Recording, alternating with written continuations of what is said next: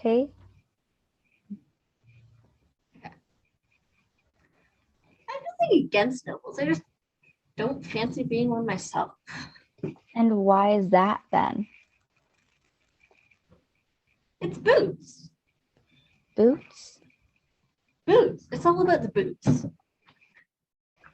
You, But you see, a lot of men don't worry too much about what boots to wear. They're the poorest folks. If you ask one of them, what boots are you going to wear today, Bob? Their answer is easy. Well, Matt, I only have one pair, so I guess I'm going to wear that. Or, well, I guess they wouldn't say that to you, Sally, since you're not me and all. They wouldn't call you Matt. You understand? I understand. Anyway, for people that have a little one, the question of which boots to wear is harder. You see, average men like me, I'm an average man, mind you. Of course you are. Bloody right I am. An average man might have three boots. Your third best pair of boots, those are the boots that you wear when you're working to learn at something unpleasant.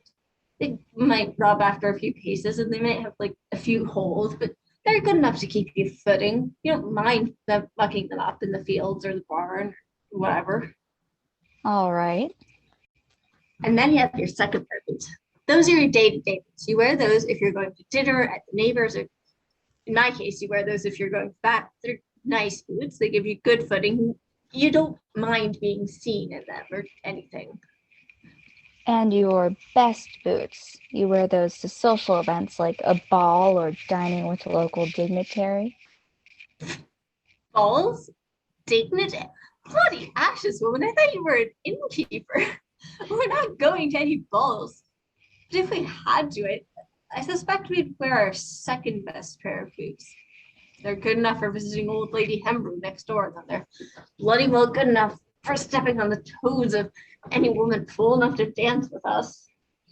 Then what are the best pair of boots for?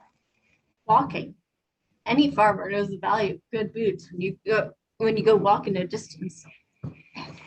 All right. But what does this have to do with being a nobleman? Everything. Don't you see? If you're an average fellow, you know exactly when to use your boots.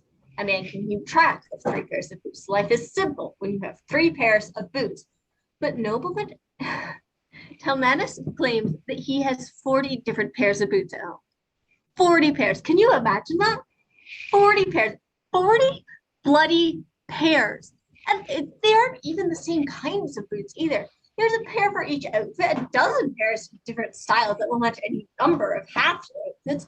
You have boots for kings and boots for high lords and boots for normal people. You have boots for winter and boots for summer, boots for rainy days, boots for dry days. You have bloody shoes that you only wear when you're walking to the bathing chamber. Lopin used to complain that I didn't have a pair to wear to the privy at night. I see. So you're using boots as a metaphor for the onus of responsibility and decision placed upon the aristocracy as they assume leadership of the complex political and social positions. That a metaphor? Bloody ashes, woman. This isn't a metaphor for anything. It's just boots. You're an unconventionally wise man, Matron Cawthon.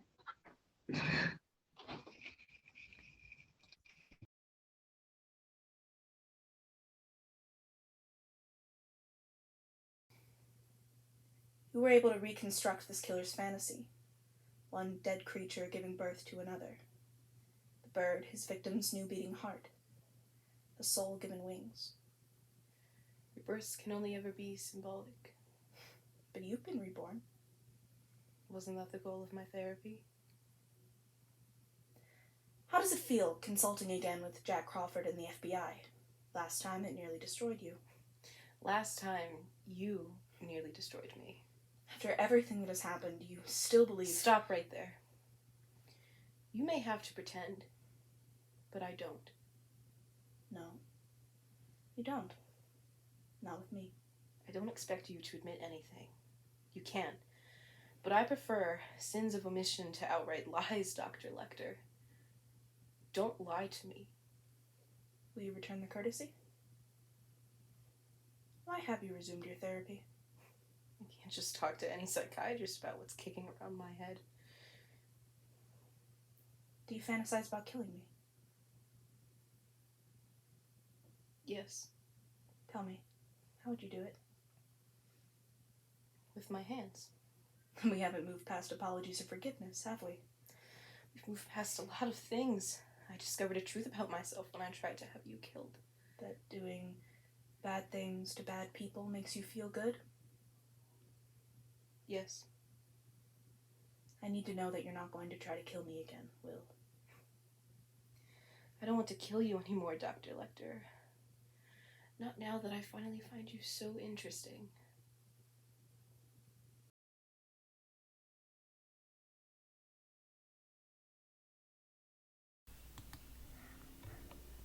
When I was a little girl, when we lived in our old house a long, long time ago, my dad took me for a walk on the wastelands between our house and the shops.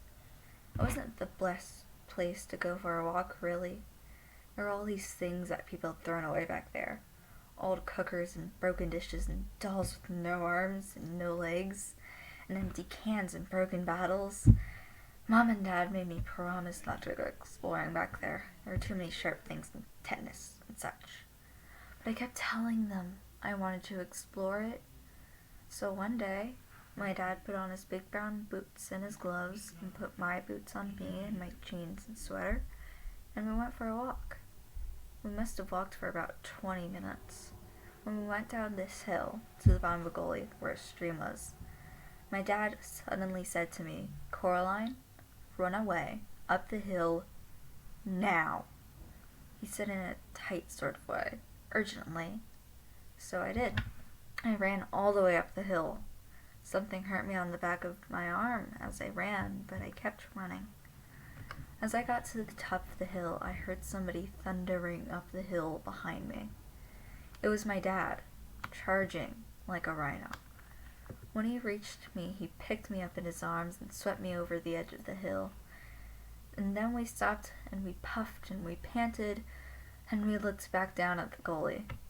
The air was alive with yellow wasps. We must have stepped on a wasp's nest in a rotten branch as we walked. And while I was running up the hill, my dad stayed and got stung and gave me time to run away. His glasses had fallen off when he ran. I only had the one sting on the back of my arm. He had 39 stings all over him. He counted later in the bath. So, later that afternoon, my dad went back again to the wastelands to get his glasses back. He said if he left it for another day, he wouldn't be able to remember where they'd fallen. And as soon as he got home, wearing his glasses, he said that he wasn't scared when he was standing there, and the wasps were stinging him and hurting him as he watched me run away, because he knew he had to give me enough time to run away, or the wasps would have gotten after us both. And he said it wasn't brave of him, just doing that, standing there, being stung. It wasn't brave because he wasn't scared. It was the only thing he could do. But going back again to get his glasses when he knew the wasps were there, when he was really scared, that was brave.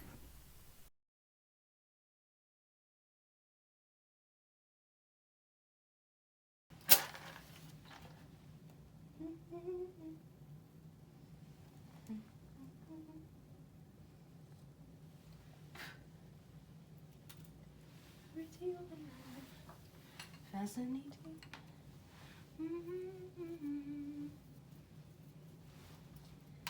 Pretty women are a wonder.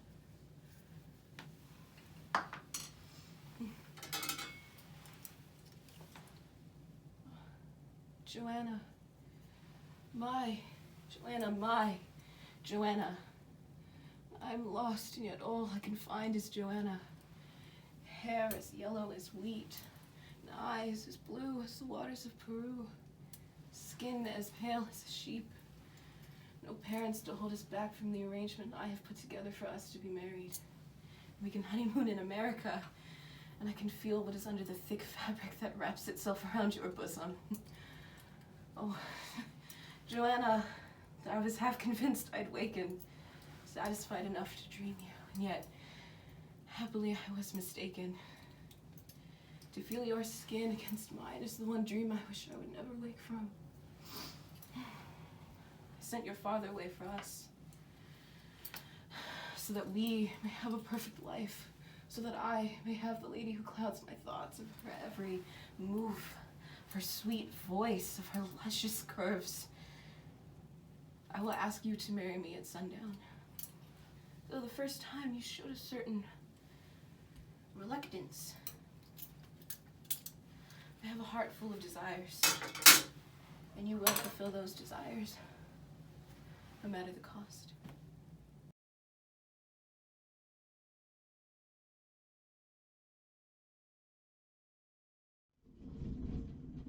It's like in the great stories, Mr. Frodo. The ones that really mattered. Full of darkness and danger they were. Sometimes you didn't want to know the end. Because how could the end be happy? How could the world go back to the way it was when so much bad had happened?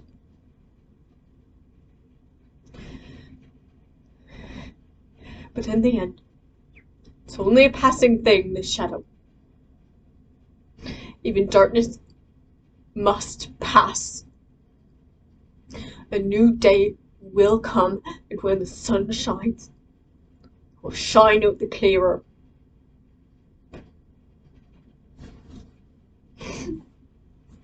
Those were the stories that stayed with you. That meant something. Even if you was too little to understand what. But I think, Mr. Frodo, I do understand. I know now that folk in those stories had lots of chances of turning back. Only they didn't. They kept going. Because they was holding on to something. That there's some good in this world, Mr. Frodo. And it's worth fighting for.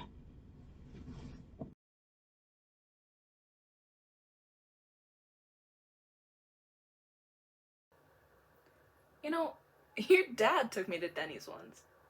It was the summer he left. We were 12, innit? And I had this dream, you know? And the dream told me to go to Spokane, stand by the falls. The ones by the YMCA. So, I walked there. I mean, I didn't have no car. I didn't have no license. I was 12 years old. It took me all day, but I walked there. And I stood on that bridge over the falls, waiting for a sign. Must have been waiting there a couple hours. But I just watched the water. It was beautiful. Kept hoping I'd see some salmon, but there aren't any salmon in that river no more. And then I heard this voice.